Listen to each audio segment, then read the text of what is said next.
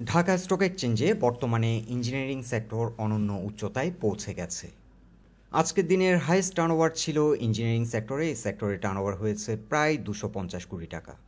So বর্তমানে Dhaka stock এক্সচেঞ্জে এটি একটি লিডিং সেক্টর, আর এই সেক্টরে রয়েছে বেশ কিছু হিডেন জেম। আজ আমরা এমন 5টি স্টক নিয়ে আলোচনা করব যে স্টকগুলো আগামী দিনগুলোতে ভালো প্রাইস অ্যাকশন করতে পারে। যে 5টি স্টক আজকের আলোচনায় কভার করব সেগুলো হলো BBSCABLES, COPPERTEC, কাশেপ ইন্ডাস্ট্রিজ, KDS অ্যাক্সেসরিজ এবং রানার। আলোচনাটি শেষ পর্যন্ত শুনতে থাকুন। আলোচনাটি শুরুতেই সবাইকে রিকোয়েস্ট করব ডিসক্লেমার অংশটি আপনারা ভালো করে পড়ে নেবেন। পুঁজিবাজার ঝুঁকিপূর্ণ।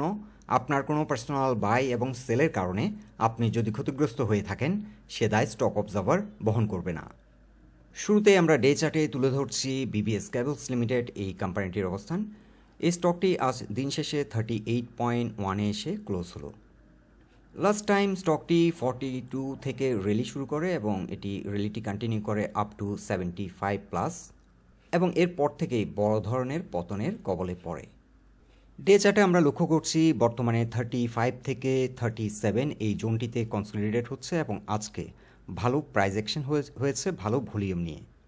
সো গতকালকে এটি আসলে একটি বুলিশ এনগালফিং ক্যান্ডেল ক্রিয়েট হয় এবং আজকে কিছুটা প্রাইস অ্যাকশন হলো, বাট ভলিউমের ধারাবাহিকতা ঠিক আছে। বেসিক্যালি এই জোনটি 35 থেকে 37-8 এই জোনটি একটি অ্যাকুমুলেশন ফেজ এবং সেল প্রেশার স্টকটিতে এখন আপাতত কমে গেছে। বর্তমানে এন্ট্রি নেওয়ার জন্য সুইটেবল প্রাইস পয়েন্টে অবস্থান করছে, আর স্টকটিতে যদি আমরা এখন এন্ট্রি নিই তাহলে আমরা ফার্স্ট টার্গেট সেট করব 50 আর সেকেন্ড টার্গেট হবে 60। স্টকটি 42+-এ ঘুরে দাঁড়াতে পারলে এখান থেকে ভালো একটা র্যালি আমরা এক্সপেক্ট করতে পারি, কারণ 42 এটি ছিল স্টকটির জন্য একটি কি সাপোর্ট এরিয়া। এই কি সাপোর্ট এরিয়ার নিচে নেমে যাওয়ার কারণে এখানে অনেকেই ফোর্স সেলের শিকার হয়েছেন, অনেকে পেনিক সেল কিংবা ফিয়ার সেলের শিকার হয়েছেন।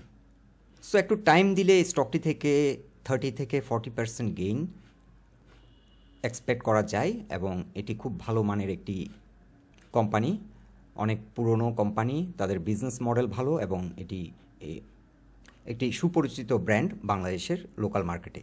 সো ইনভেস্টমেন্ট গ্রাউন্ড থেকে যদি আমরা কনসিডার করি এটি ইনভেস্টমেন্টের জন্য ভালো মানের একটি স্টক, তবে যারা দীর্ঘমেয়াদে ইনভেস্ট করতে চান তারা এই কোম্পানিটির বর্তমান ফান্ডামেন্টাল দিকগুলো দেখে নেবেন। এক নজরে যদি আমরা উইকলি চার্টের অবস্থান দেখি, স্টকটিতে আমরা লক্ষ্য করছি last week hammer reversal signal generate হলো। সো এখান থেকে একটা ভালো মুভমেন্ট আসতে পারে এবং আশা করছি আমরা যে ফার্স্ট টার্গেটটি সেট করেছি 50 এই জোনটি হিট করবে এবং স্টকটি ভালো প্রাইস অ্যাকশন শুরু হবে 42+-এ স্ট্রং পজিশন ক্রিয়েট করতে পারলে। এখন আমরা ডে চার্টে তুলে ধরছি কপারটেক ইন্ডাস্ট্রিজ লিমিটেড এই স্টকটির অবস্থান। এই স্টকটি আমরা লক্ষ্য করছি স্টকটি সাপোর্ট নিয়েছে 26 প্রাইস পয়েন্টে এবং এখান থেকে কিন্তু ভালো রকমের একটা অ্যাকুমুলেশন হয়ে স্টকটি এখন সামনের দিকে এগিয়ে যাচ্ছে।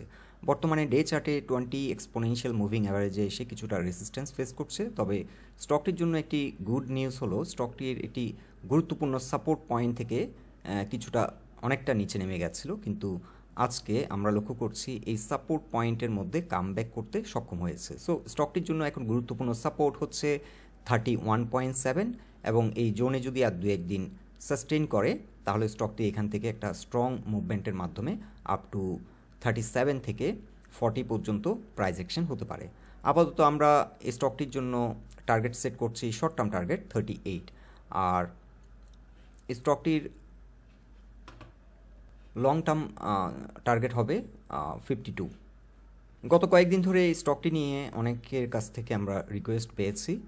ইঞ্জিনিয়ারিং সেক্টরে এটিও কিন্তু একটি গুড পারফর্মিং স্টক, ট্রেডিংয়ের জন্য সুইটেবল একটি স্টক। সো যারা ট্রেডিং করতে পছন্দ করেন স্টকটির আপনারা চাইলে ওয়াচ লিস্টে রাখতে পারেন। বর্তমানে এন্ট্রি নেওয়ার জন্য সুইটেবল প্রাইস পয়েন্টে রয়েছে এবং এই জোনে যদি আমরা নতুন করে এন্ট্রি নিই তাহলে আমরা স্টপ লস সেট করব 31-এর নিচে চলে গেলে আমরা স্টপ লস সেট করব। আর স্টকটির আমরা ফার্স্ট টার্গেট অলরেডি বলে দিয়েছি শর্ট টার্ম টার্গেট 38, আর যারা একটু লং টার্ম চিন্তাভাবনা করছেন, যারা একটু স্লোলি ট্রেড করেন তাদের জন্য 50 থেকে 52 হবে ফার্স্ট টার্গেট। এখন ডে চার্টে তুলে ধরছি কাশেম ইন্ডাস্ট্রিজ লিমিটেড এই স্টকটির অবস্থান। এই স্টকটি আজ দিন শেষে 44.7-এ এসে ক্লোজ হলো, আর বর্তমানে কনসলিডেট হচ্ছে 40 থেকে 44 এই জোনটিতে কনসলিডেট হচ্ছে এবং সেল প্রেশার স্টকটিতে এখন আপাতত কেটে গেছে।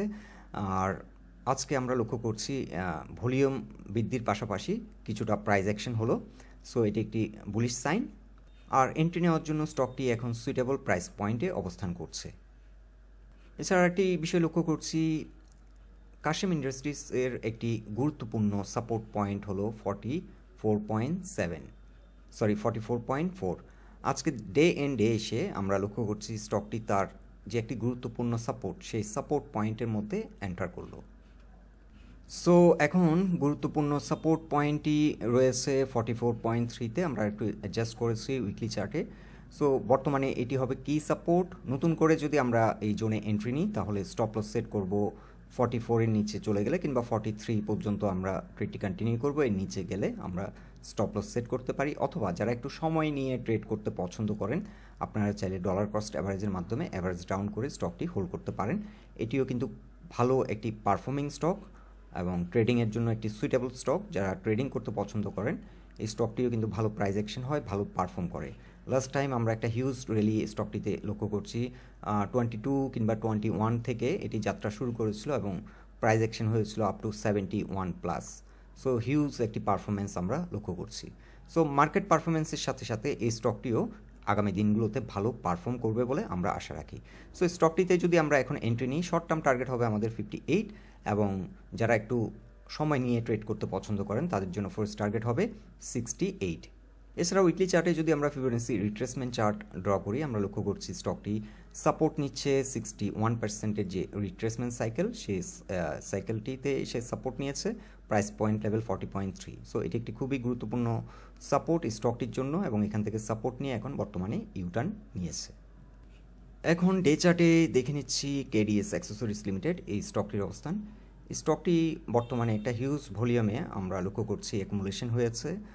জোনটি হলো 53 থেকে 61। এই জোনটিতেই কিন্তু ম্যাক্সিমাম ভলিউম অ্যাকুমুলেটেড হলো, এবং এখানে কিন্তু ছোটোখাটো একটি প্যাটার্ন ফর্ম করেছে। এটাকে inverse head and shoulder pattern বলা হয়। আর ব্রেকআউট পয়েন্টেই রয়েছে। কালকে যদি স্টকটি 63 কিংবা 4-এর উপর ঘুরে দাঁড়াতে পারে, এখান থেকে একটা স্ট্রং প্রাইস অ্যাকশন আমরা হয়তো দেখতে পাবো। এবং স্টকটিতে বর্তমানে আমরা যদি এন্ট্রি নিই, আমাদের ফার্স্ট টার্গেট হবে 77 এবং সেকেন্ড টার্গেট হবে 97।